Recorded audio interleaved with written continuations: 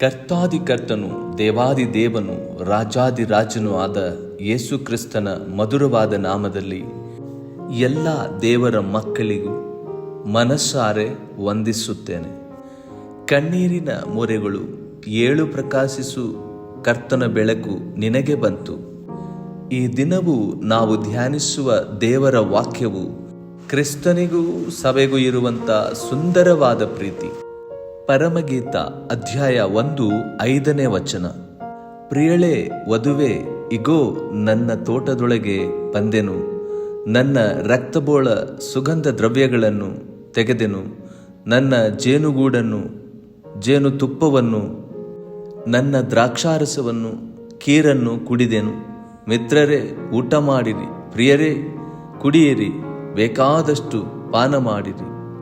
ಕರ್ತನಲ್ಲಿ ಇರುವ ಪ್ರೀತಿಯ ದೇವರ ಮಕ್ಕಳೇ, ಈ ಪುಸ್ತಕದಲ್ಲಿ ಅತ್ಯಂತ ಆಳವಾದ ಆತ್ಮೀಯ ವಾಕ್ಯಗಳಲ್ಲಿ ಒಂದು. ಇಲ್ಲಿ ವರನಾದ ರಾಜನು ವಧುವಿನ ಬಳಿಗೆ ಬಂದು ಸಂತೋಷ ಪಡುವ ದೃಶ್ಯವನ್ನು ನೋಡುತ್ತೇವೆ. ಆತ್ಮೀಕವಾಗಿ ನೋಡಿದರೆ ಇದು ಕ್ರಿಸ್ತನಿಗೂ ಸಭೆಗೂ ಇರುವ ಪ್ರೀತಿಯ ಒಂದು ಸಂಬಂಧ ತೋರಿಸುತ್ತದೆ. ಹಾಗಾದರೆ ಆತನ ಪ್ರೀತಿ ಎಷ್ಟು ನಿರ್ಮಲ, ಎಷ್ಟು ಪರಿಶುದ್ಧ, ಎಷ್ಟು ಸತ್ಯವಾಗಿದೆ, ಎಷ್ಟು ಸುಂದರವಾಗಿದೆ ಎಂದು ನಾವು ನೋಡೋಣ. ಇಲ್ಲಿ ಒಂದು ವಚನವನ್ನು ನೋಡಿರಿ. ಪ್ರಿಯಳೇ ವಧುವೆ, ಇಗೋ ನನ್ನ ತೋಟದೊಳಗೆ ಬಂದೆನು. ಇಲ್ಲಿ ತೋಟ ಎಂದರೆ ದೇವಜನರ ಹೃದಯ. ದೇವರು ನಮ್ಮ ಹೃದಯವನ್ನು ತನ್ನ ತೋಟವನ್ನಾಗಿ ಮಾಡುತ್ತಾನೆ. ತೋಟದಲ್ಲಿ ಹೂವುಗಳು, ಸುಗಂಧ ಫಲಗಳು ಇರುವಂತೆ ದೇವರು ನಮ್ಮ ಜೀವನದಲ್ಲಿ ಪ್ರೀತಿ, ಪರಿಶುದ್ಧತೆ, ಪ್ರಾರ್ಥನೆ, ಸ್ತುತಿ, ವಿಧೇಯತೆ ಇವುಗಳನ್ನು ಕಾಣಲು ಬಯಸುತ್ತಾನೆ. ನಮ್ಮ ಹೃದಯವು ಸುಗಂಧ ವಾಸನೆಯಿಂದ ತುಂಬಬೇಕೆಂದು ಆತನು ಇಷ್ಟಪಡುತ್ತಾನೆ. ಕರ್ತನು ಬರೀ ಹೊರಗಿನ ಸೇವೆಯನ್ನು ನೋಡುವುದಿಲ್ಲ, ಆತನು ನಮ್ಮ ಹೃದಯದ ಸುಗಂಧವನ್ನು ನೋಡುತ್ತಾನೆ. ನಾವು ಕೆಲವೊಂದು ಸಾರಿ ಒಂದು ಕೋನದಿಂದ ಯೋಚಿಸುತ್ತೇವೆ, ಆದರೆ ಕರ್ತನು ನಮ್ಮ ವಿಷಯದಲ್ಲಿ ಆತನು ಎಲ್ಲ ರೀತಿಯಲ್ಲಿ ಸರಿಪಡಿಸಲು ನೋಡುತ್ತಾನೆ. ಈ ವಚನವು ಹೇಳುತ್ತದೆ, ನನ್ನ ರಕ್ತಬೋಳ ಸುಗಂಧ ದ್ರವ್ಯಗಳನ್ನು ತೆಗೆದನು. ಇದು ಸಭೆಯ ಮಕ್ಕಳ ಜೀವನದಲ್ಲಿ ಮೂಡುವ ಆತ್ಮೀಕ ಸುಗಂಧ. ಪ್ರಿಯ ದೇವರ ಮಕ್ಕಳೇ, ಇಲ್ಲಿ ಈ ವಾಕ್ಯವು ತಿಳಿಸುತ್ತದೆ, ಪ್ರಾರ್ಥನೆ, ಕಣ್ಣೀರು, ಬಾಧೆಗಳಲ್ಲಿ ನಂಬಿಕೆ, ಗುಪ್ತವಾದ ಉಪವಾಸ, ಸತ್ಯದ ಆರಾಧನೆ, ನೀವು ಇವುಗಳಿಗೆ ಸುಗಂಧ ದ್ರವ್ಯಗಳಂತೆ ನಮ್ಮ ಆರಾಧನೆ ಆತನಿಗೆ ಪರಿಮಳವಾಗಿ ಇರಬೇಕೆಂದು ಆತನು ಬಯಸುತ್ತಾನೆ. ನನ್ನ ಜೇನುಗೂಡನ್ನು ಜೇನುತುಪ್ಪವನ್ನು ತಿಂದೆನು. ಪ್ರೀತಿಯ ದೇವರ ಮಕ್ಕಳೇ, ಜೇನುತುಪ್ಪವು ದೇವರ ವಾಕ್ಯದ ಸಿಹಿಯನ್ನು ಸೂಚಿಸುತ್ತದೆ. ಒಬ್ಬ ವಿಶ್ವಾಸಿ ದೇವರ ವಾಕ್ಯದಲ್ಲಿ ಜೀವಿಸುವಾಗ ಆತನ ಜೀವನವೇ ದೇವರಿಗೆ ಸಿಹಿಯಾಗುತ್ತದೆ. ಸಿಹಿ ಅಂದರೆ ಬಹಳ ಸಂತೋಷದ ವಿಷಯ. ಏಸಯ್ಯ ನಾವು ಸಿಹಿಯಾಗಿರಬೇಕು, ಸಂತೋಷವಾಗಿರಬೇಕೆಂದು ಆತನು ಯಾವಾಗಲೂ ಬಯಸುತ್ತಾನೆ. ಇನ್ನು ಹೆಚ್ಚಾಗಿ ಇಲ್ಲೊಂದು ಆಳವಾದ ಸಂಗತಿಯನ್ನು ನಾವು ನೋಡುತ್ತೇವೆ. ದೇವರು ಹೇಳುವುದಿಲ್ಲ ನಿನ್ನದು ಎಂದು, ಆತನು ಹೇಳುತ್ತಾನೆ, ನನ್ನ ತೋಟ, ನನ್ನ ಜೇನು, ನನ್ನ ದ್ರಾಕ್ಷಾರಸ. ಇದರ ಅರ್ಥವೇನೆಂದರೆ, ನಾವು ದೇವರಿಗೆ ಸಂಪೂರ್ಣವಾಗಿ ಸಮರ್ಪಿಸಿದಾಗ ನಮ್ಮ ಜೀವನದಲ್ಲಿರುವಂಥ ಪ್ರತಿಯೊಂದನ್ನು ಆತನು ತನ್ನದೇ ಎಂದು ಕರೆಯುತ್ತಾನೆ. ಈ ವಾಕ್ಯದ ಕೊನೆಯಲ್ಲಿ, ಮಿತ್ರರೇ ಊಟ ಮಾಡಿರಿ, ಪ್ರಿಯರೇ ಕುಡಿಯಿರಿ, ಇದು ಪರಲೋಕದ ಸಂತೋಷದ ಒಂದು ಚಿತ್ರವಾಗಿದೆ. ದೇವರ ಸಂಗತಿಗಳಲ್ಲಿ ಇರುವವರು ಆತ್ಮಿಕ ತೃಪ್ತಿಯನ್ನು ಅನುಭವಿಸುತ್ತಾರೆ. ಕ್ರಿಸ್ತನ ಪ್ರೀತಿಯನ್ನು ಅನುಭವಿಸದವನು ಆತ್ಮದಲ್ಲಿ ಬರಿದಾಗಿರುವನು. ಈ ವಾಕ್ಯದಿಂದ ಸಿಗುವ ಒಂದು ಆತ್ಮೀಕ ಸುಂದರವಾದ ನಮ್ಮ ಜೀವನದ ಮೌಲ್ಯಗಳು ಮತ್ತು ಪಾಠವಾಗಿದೆ. ನಮ್ಮ ಹೃದಯವು ದೇವರ ತೋಟವಾಗಿರಬೇಕು. ಈ ತೋಟದಲ್ಲಿ ಯಾವಾಗಲೂ ಆತನಿಗೆ ಹಣ್ಣು ಸಿಗಬೇಕು. ಈ ಜೀವನ ದೇವರಿಗೆ ಸುಗಂಧವಾಗಬೇಕು. ನಾವು ಯಾವಾಗಲೂ ಪರಿಮಳವಾಗಿರಬೇಕು ಮತ್ತು ಕರ್ತನಿಗೆ ಸಂತೋಷ ತರುವಂಥದ್ದಾಗಿರಬೇಕು. ದೇವರ ಸಂಗತಿಗಳು ನಮಗೆ ನಿಜವಾದ ತೃಪ್ತಿಯನ್ನು ಕೊಡುತ್ತದೆ. ಆ ತೃಪ್ತಿಯನ್ನು ಹೊಂದಬೇಕಂದ್ರೆ ನಾವು ಸಂಪೂರ್ಣವಾಗಿ ಆತನಲ್ಲಿ ವಾಸವಾಗಬೇಕು. ಸಂಪೂರ್ಣವಾಗಿ ಸಮರ್ಪಣೆ ಮಾಡಿದವನ ಜೀವನದಲ್ಲಿ ದೇವರು ವಾಸವಾಗುತ್ತಾನೆ. Amen, hallelujah. ಸಮರ್ಪಣೆ ಜೀವನದ ದಿಕ್ಕನ್ನೇ ಬದಲಾಯಿಸುತ್ತದೆ. ಅನೇಕ ಭಕ್ತರ ಜೀವಿತವನ್ನು ನಾವು ಪ್ರಕಾಶವಾಗಿರುವುದನ್ನು ನಾವು ನೋಡ್ತೇವೆ. ಯಾಕೆ ಅಂದರೆ ಅವರು ದೇವರಿಗೆ ಸಂಪೂರ್ಣವಾಗಿ ಅರ್ಪಿಸಿಕೊಟ್ಟರು. ದೇವರೇ, ನಾನು ಏನೂ ಇಲ್ಲ, ನೀನೇ ಎಲ್ಲ ಎಂಬುದಾಗಿ ಅರ್ಪಿಸಿದರು. ಕರ್ತನಲ್ಲಿ ಪ್ರೀತಿಯ ದೇವರ ಮಕ್ಕಳೇ, ಕರ್ತನು ಹೇಳುತ್ತಾನೆ, ಒಬ್ಬ ತೋಟಗಾರನು ತನ್ನ ತೋಟಕ್ಕೆ ಬಂದಾಗ ಆ ಫಲವನ್ನು ನೋಡಿ ಸಂತೋಷ ಪಡುವಂತೆ ದೇವರು ನಮ್ಮ ಜೀವನದಲ್ಲಿ ಆತ್ಮದ ಫಲಗಳನ್ನು ನೋಡಿ ಆನಂದಿಸುತ್ತಾನೆ. ಕರ್ತನ ಪರಿಶುದ್ಧವಾದ ನಾಮಕ್ಕೆ ಸ್ತೋತ್ರವಾಗಲಿ. ಇಲ್ಲಿ ಕರ್ತನು ಯಾವ ರೀತಿಯಲ್ಲಿ ನಮ್ಮ ಹೃದಯದಲ್ಲಿ ಪ್ರವೇಶಿಸುತ್ತಾನೆ ಎಂದು ನಾವು ನೋಡೋಣ. ಮೊದಲನೇದಾಗಿ, ಹೃದಯವು ದೇವರ ನಿವಾಸ.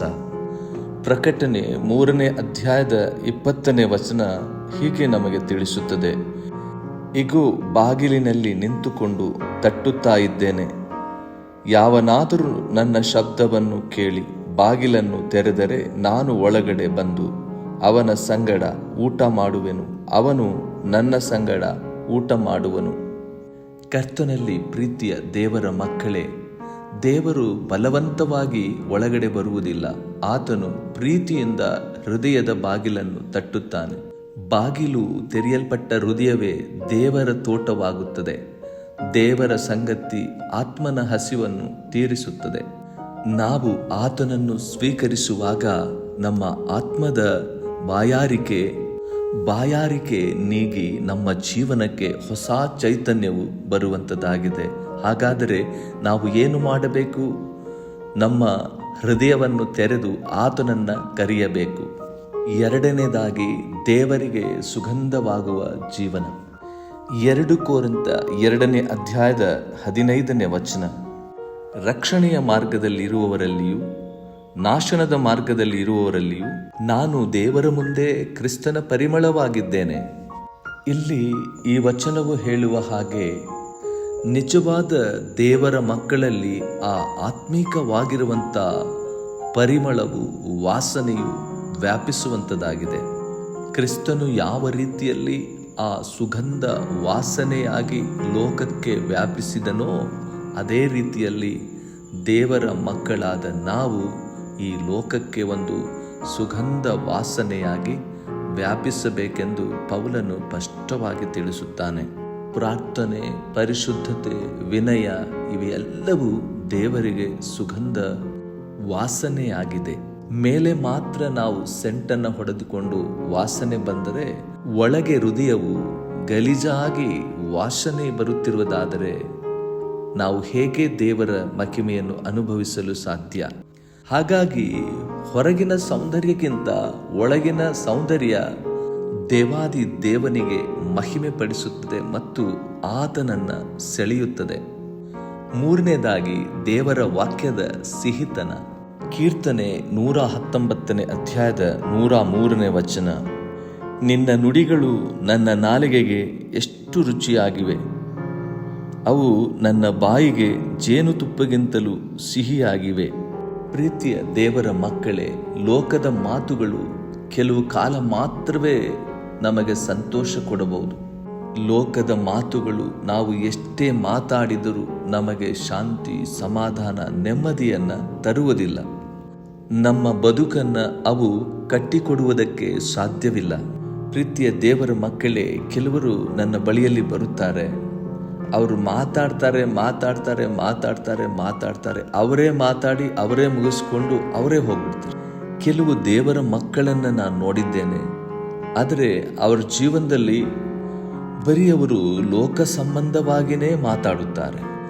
ಈ ಚೀಟಿ, ಆ ಚೀಟಿ, ಆ ಇನ್ಶೂರೆನ್ಸ್, ಈ ಇನ್ಶೂರೆನ್ಸ್, ಆ ಮನೆ ಬಾಡಿಗೆ, ಆ ವ್ಯಾಪಾರ, ಈ ವ್ಯಾಪಾರ. ಅಲ್ಲಿ ಜಾಗ ತಗೊಂಡೆ, ಇಲ್ಲಿ ಜಾಗ ತಗೊಂಡೆ, ಇಲ್ಲಿ ಅಷ್ಟು ದುಡ್ಡು ಹಾಕಿದೆ, ಅಲ್ಲಿ ಇಷ್ಟು ದುಡ್ಡು ಹಾಕಿದೆ, ಅಲ್ಲಿ ಮನೆ ಕಟ್ಟಿದೆ, ಇಲ್ಲಿ ಮನೆ ಕಟ್ಟಿದೆ, ಇವೆಲ್ಲ ಬರೀ ವ್ಯರ್ಥವಾದ ಮಾತುಗಳನ್ನೇ ಮಾತಾಡ್ತಾರೆ ಹೊರತು ಒಂದಾದರೂ ಏಸಯ್ಯನಿಗೆ ಮಹಿಮೆಯಾಗುವ ಮಾತುಗಳನ್ನೇ ಮಾತಾಡುವುದಿಲ್ಲ. ಒಂದು ವಾರ್ತೆಯೂ ಕೂಡ ಕೆಲವೊಬ್ಬರು ನೋಡಿದ್ದೇನೆ, ಕ್ರಿಸ್ತನ ವಿಷಯದಲ್ಲಿ ಒಂದು ವಾಕ್ಯವೂ ಕೂಡ, ಒಂದು ವಾರ್ತೆಯೂ ಕೂಡ ಅವರು ಸಾರುವುದಿಲ್ಲ. ಅವರ ತಲೆಯಲ್ಲಿ ಏನು ತುಂಬಿದೆ ಅಂದರೆ ಬರೀ ಸಂಪಾದನೆ, ಈ ಲೋಕ ಯಾತ್ರೆ. ಆದರೆ ಆ ಮಾತುಗಳು ನಮ್ಮ ಜೀವನಕ್ಕೆ ಒಂದು ಸಂತೋಷ, ಸಮಾಧಾನವನ್ನು ತರುವುದಿಲ್ಲ. ದೇವರ ವಾಕ್ಯವೇ, ಆತ್ಮಿಕ ವಿಷಯಗಳೇ ನಮ್ಮ ಜೀವನಕ್ಕೆ ಶಾಂತಿ, ಸಮಾಧಾನವನ್ನು ತರುವಂಥದ್ದಾಗಿದೆ. ದೇವರ ವಾಕ್ಯವು ಮಾತ್ರ ಆತ್ಮಕ್ಕೆ ಶಾಶ್ವತವಾದ ಸಿಹಿತನ ನೀಡುತ್ತದೆ. ದೇವರ ವಾಕ್ಯವನ್ನು ಪ್ರೀತಿಸುವ ಹೃದಯವು ಆತ್ಮದಲ್ಲಿ ಬಲ ಹೊಂದುತ್ತದೆ. ಹಲ್ಲೇಲೂಯಾ. ಸಭೆಯ ಮಕ್ಕಳು ಕ್ರಿಸ್ತನಿಗೆ ಮಹಿಮೆಯಾಗಿ ಇರಬೇಕು. ತಂದೆ ಮಕ್ಕಳ ಪ್ರೀತಿ ಎಷ್ಟು ಅಮೂಲ್ಯವಾದದ್ದು. ಪ್ರಿಯ ದೇವರ ಮಕ್ಕಳೇ, ಸಭೆ ಕೇವಲ ಸೇವಕರ ಒಂದು ಗುಂಪಲ್ಲ, ಅದು ದೇವರ ಕುಟುಂಬವಾಗಿದೆ ಮತ್ತು ಕರ್ತನ ಹೃದಯವಾಗಿದೆ. ದೇವರು ಶಿರಸ್ಸಾಗಲು ಪ್ರೀತಿಯಿಂದ ಶಿಕ್ಷಿಸುತ್ತಾನೆ. ಮಕ್ಕಳು ಬೀಳುವಾಗ ಎತ್ತುತ್ತಾನೆ, ತಪ್ಪಿದವರನ್ನ ಮರಳಿ ಕರೆದುಕೊಳ್ಳುತ್ತಾನೆ. ಇಲ್ಲಿ ಒಂದು ಆಳವಾದ ಸಂಗತಿಯನ್ನು ನೋಡೋಣ. ಲೋಕದ ಸಂಬಂಧಗಳು ಕೆಲವೊಮ್ಮೆ ಮುರಿದು ಹೋಗುತ್ತವೆ, ಜನರು ಬದಲಾಗುತ್ತಾರೆ, ಪ್ರೀತಿ ತಣ್ಣಗಾಗುತ್ತದೆ. ಆದರೆ ಕ್ರಿಸ್ತನಿಗೂ ಸಭೆಗೂ ಇರುವ ಸಂಬಂಧವು ರಕ್ತದಿಂದ ಸ್ಥಾಪಿತವಾಗಿದೆ, ಕೃಪೆಯಿಂದ ನಿಂತಿದೆ, ಶಾಶ್ವತವಾಗಿ ಉಳಿಯುತ್ತದೆ. ಅದಾದ್ದರಿಂದ ಸಭೆ ಕೇವಲ ಭೂಮಿಯಲ್ಲಿರುವ ಒಂದು ಸಮೂಹ ಅಲ್ಲ, ಅದು ಕ್ರಿಸ್ತನ ಹೃದಯಕ್ಕೆ ಹತ್ತಿರವಾಗಿರುವಂಥ ಒಂದು ಸಮಾಧಾನದ ಮನೆಯಾಗಿದೆ. ನಾಲ್ಕನೇದಾಗಿ ದ್ರಾಕ್ಷಾರಸವು ಆತ್ಮದ ಸಂತೋಷವು. ಕೀರ್ತನೆ 16ನೇ ಅಧ್ಯಾಯದ 11ನೇ ವಚನವು ಹೇಳುತ್ತದೆ, ನನ್ನ ಸನ್ನಿಧಿಯಲ್ಲಿ ಪರಿಪೂರ್ಣ ಸಂತೋಷವಿದೆ. ಇಲ್ಲಿ ವಾಕ್ಯವು ಹೇಳಲ್ಪಡುತ್ತದೆ, ಚಿಕ್ಕದಾದದ್ದು ಅಲ್ಲ, ದೊಡ್ಡದಾದದ್ದು ಅಲ್ಲ, ಸಂಪೂರ್ಣವಾದದ್ದು ಎಂದು ಹೇಳಲ್ಪಡುತ್ತದೆ. ದೇವರ ಸನ್ನಿಧಿಯಲ್ಲಿ ಹೊಡೆದು ಹೋದ ಹೃದಯವು ಪುನಃ ಉಜ್ಜೀವನಗೊಳ್ಳುತ್ತದೆ. ದೇವರ ಸಂತೋಷವು ಪರಿಪೂರ್ಣವಾಗುತ್ತದೆ.